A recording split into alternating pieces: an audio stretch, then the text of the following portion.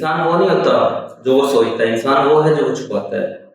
शुरू से ही अल्लाह ने इंसान के अंदर दोनों तरह की क्वालिटीज रखी हैं, शर भी और खैर भी। पॉजिटिव साइकोलॉजी उन चीज़ों को देखती है किस तरह की चीज़ें आप अडॉप्ट करके एक बेहतरीन ज़िंदगी गुजार सकते हो, कौन कौन सी चीज़ें हैं जो ज़िंदगी में आपकी ज़िंदगी को आसान बना सकती हैं और आप उनको यूज़ करके एक अच्छी ज़िंदगी गुजार सकते हो, एक हेल्दी ज़िंदगी गुजार सकते हो। इसके अगेंस्ट है डार्क साइकोलॉजी। डार्क साइकोलॉजी इस तरह की टेक्निक्स का कॉम्बिनेशन है जिनको लोग यूज करके दूसरे लोगों को मैनिपुलेट करते हैं, उनका इस्तेमाल करते हैं और उनमें उनका अपना जाती मफाद होता है, यानी कि वो जाती मकसद के लिए दूसरों को इस्तेमाल करते हैं, उनको मैनिपुलेट करते हैं और अपने तरीके से उनको चलाते हैं।